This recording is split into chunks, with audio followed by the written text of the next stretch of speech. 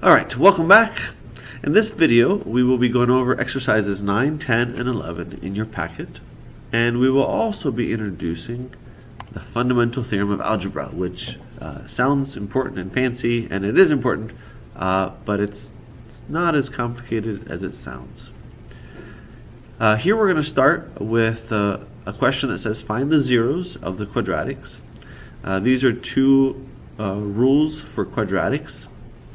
They're written in different forms, a vertex form and a standard form, but the question simply says to find the roots or the zeros. Remember that those are the same term, whether you say zero or root or whether you say x-intercept. We're talking about the same thing. And so to start with, what you'll do is you'll set y equal to 0 and you'll solve for x. So take a couple minutes, pause the video, and find the roots.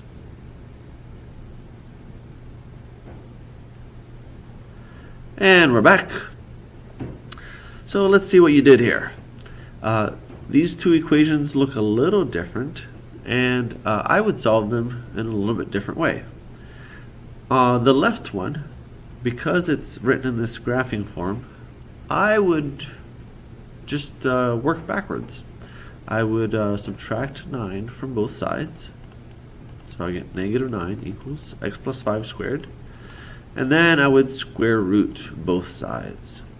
And so when you square root a square, you just get x plus 5 here.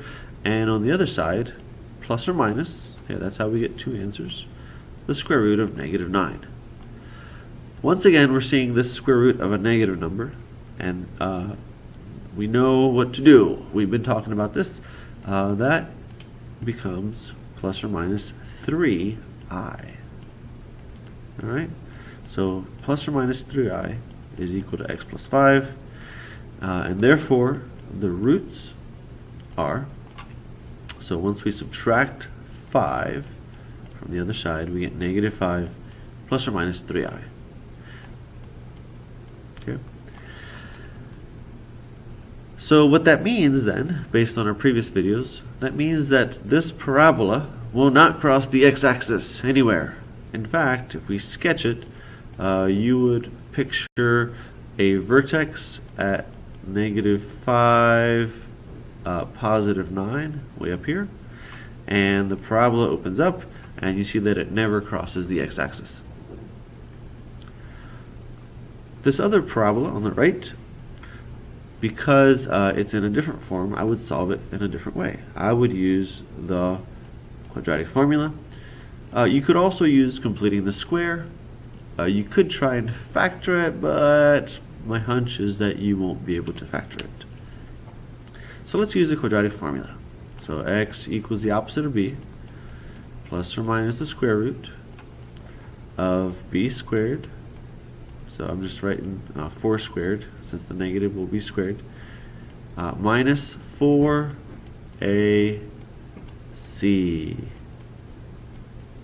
And then all over 2a. So if we simplify this,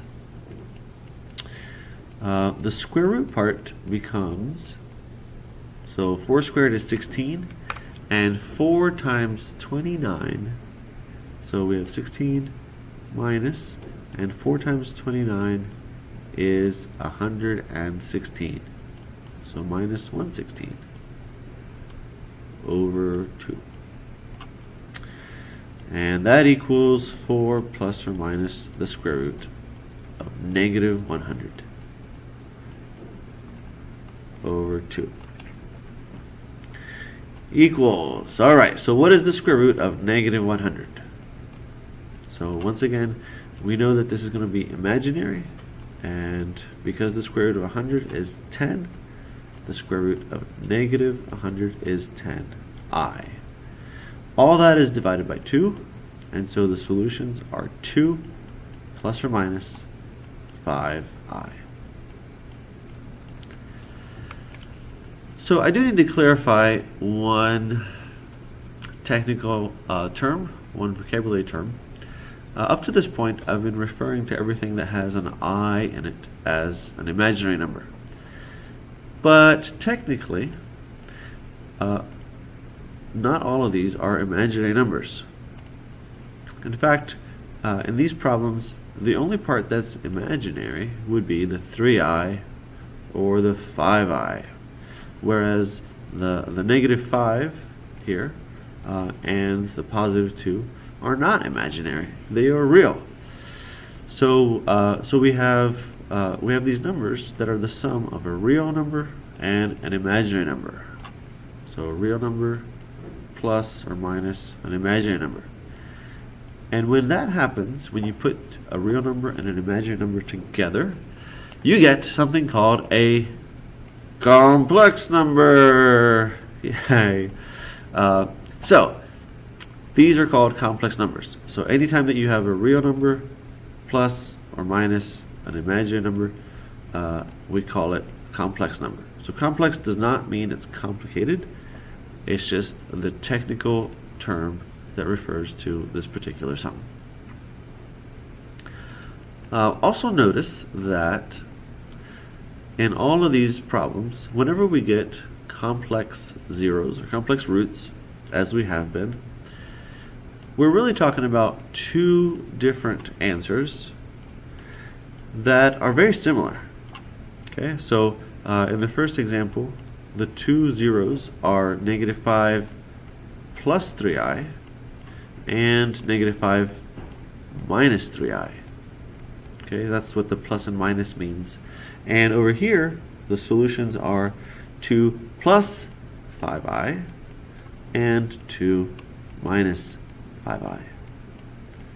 So you say, well, does this always happen? Does it always happen that way, that these answers are so similar? And the answer is yes. Whenever we get complex zeros, we're always going to get a pair of answers that are almost identical except for the plus and the minus. And that has a special name. We call those two numbers complex conjugates. Okay, so the word conjugates is going to be an important one for us, and it just refers to the relationship between these two different zeros. And as you can see, when the zeros are complex, they're always conjugates. Time for exercise 10. Here we're going to do a little practice with complex conjugates. As you can see, there are different pairs of complex conjugates, and one thing we'll explore is, well, what happens when you add complex conjugates? What happens when you multiply complex conjugates? Okay, so pause the video and try these out. Remember how we've treated I in the past, and give it your best shot.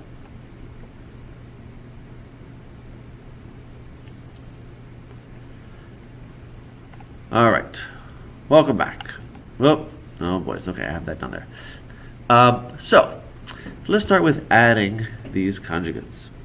I hope that your intuition told you to do 2 plus 2 is 4, and 3i plus negative 3i is 0i. Hey, look at that. So when you add complex conjugates,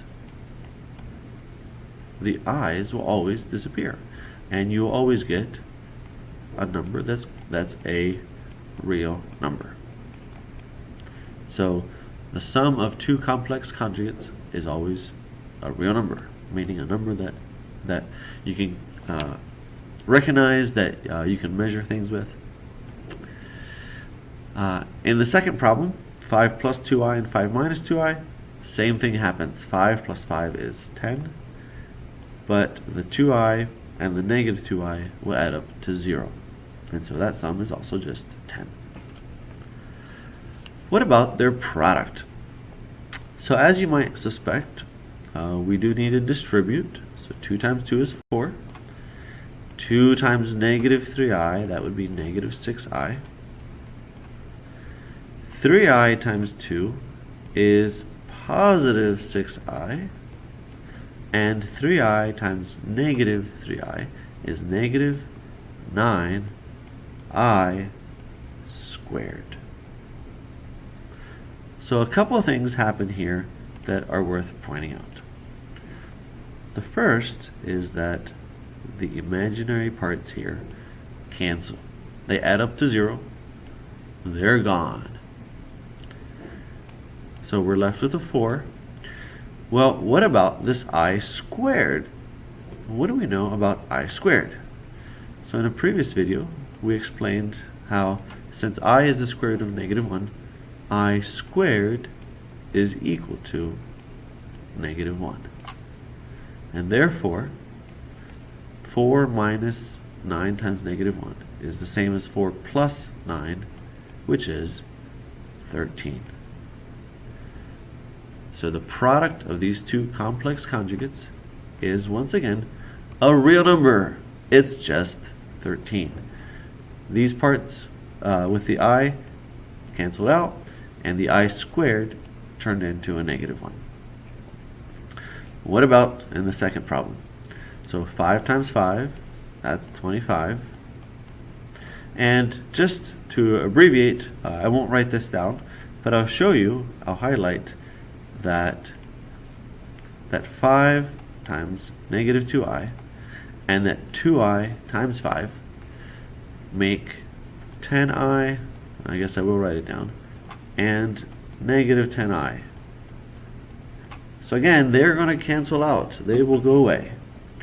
So the last thing that's left is the 2i times the negative 2i, which is negative 4i squared. And because I squared here is negative 1, then we have 25 plus 4, which is 29. So the interesting thing about complex conjugates is that their sum and their product is always a real number. Which is kind of interesting because if I say factor this quadratic, so if I say right here, factor x squared plus 4x plus 13, you might decide to make a rectangle like this, and you might say, okay, so I put the x squared here, the 13 goes here, I put my 4x as the sum here, and my product is 13x squared. And then you might say, well, okay, so what numbers add up to 4 and multiply it to 13?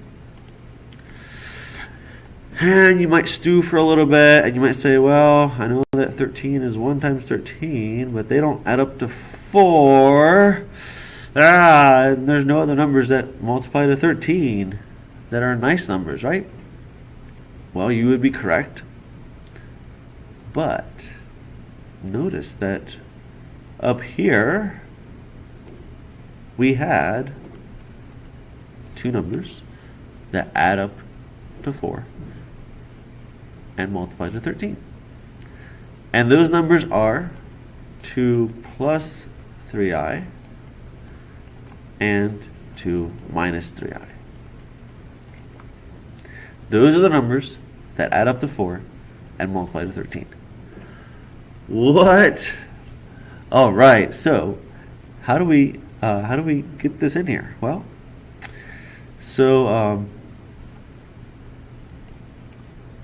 basically, we write the factors, and we write x, and then minus and minus, and here we're going to put then what the zeros are, what the solutions are, which we now know what they are.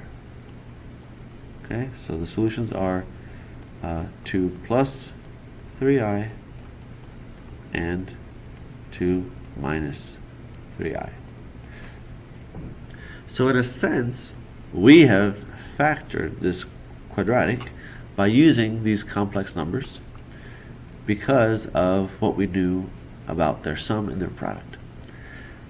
Normally, though, this is kind of tricky, and so we would have to we would have to solve this. We'd have to set this equal to 0 and use probably the quadratic formula to come up with these numbers.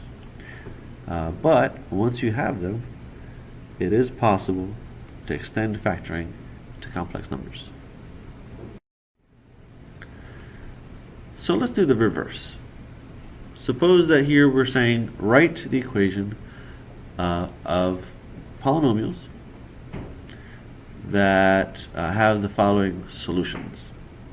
Okay, so because we used the word solutions here, that means that you're going to set it equal to 0, not equal to y, equal to 0. So pause the video and take a few minutes to try and write out polynomials that have these x values as solutions. And when you come back, I'll show you some tricks on how to write them simpler and how to get them in the standard form.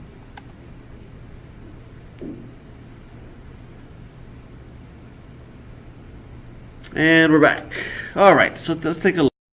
First, A and B. So with 3 and -5, hopefully what you did is you went ahead and wrote the two factors that correspond to those zeros. And there it's equal to 0. And so that's pretty straightforward. And if we wanted to get this into standard form, we would distribute. We would multiply the x by x, x by 5, -3 by x, and -3 by 5, combine like terms, and we would get this beautiful quadratic. This is a quadratic equation that has those two solutions. Okay? Not too bad. B is different because it has 3 solutions. And because it has 3 solutions, you might think, well, I need to write 3 factors.